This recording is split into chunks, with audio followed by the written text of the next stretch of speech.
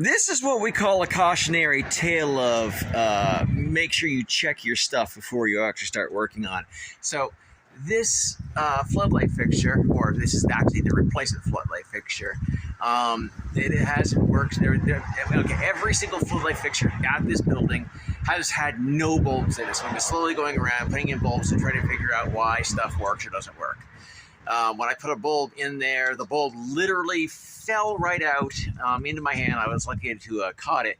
And this is the old fixture, and I don't know if you can actually see there. There's that space right there because, of course, it was made in two different. It was made with one piece of metal, but it must have had thermal stretching over time, and it separated so that the threads couldn't actually catch on a bulb.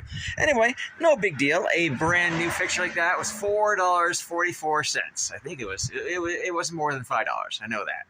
So went over here to what I assumed was the correct light switch, and it made sure that it was off. I mean, near as our research could tell us, this was the switch to that fixture.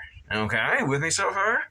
So it was off. I went up. I removed the fixture. Saw, the whatchamajiggery there on the split. And it's like, oh, well, gee willikers, no wonder it doesn't work.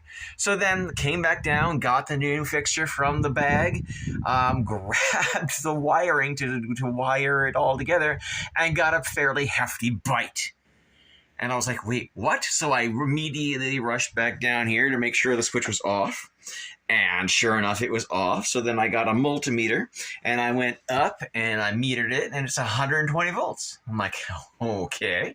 So I came back down here, and I switched it in the opposite direction in case this thing was somehow wired weird. And I went back up, and I metered it, and it's still at 120 volts.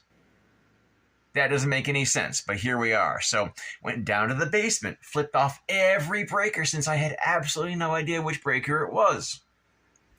And then came out here and with an outlet tester, with a voltage tester there, verified 0, volts at both fixtures there, and properly replaced the fixture. Went down to the basement, flipped on the breaker, and then turned it on. And sure enough, if you go over here, it is now on. And that switch absolutely works, and it is absolutely the correct fixture. The cautionary tale here is, don't ever make assumptions about the voltage on things, especially with older voltage-related things here, because it might be like a bear and bite you. Absolutely, positively shut off your breakers first.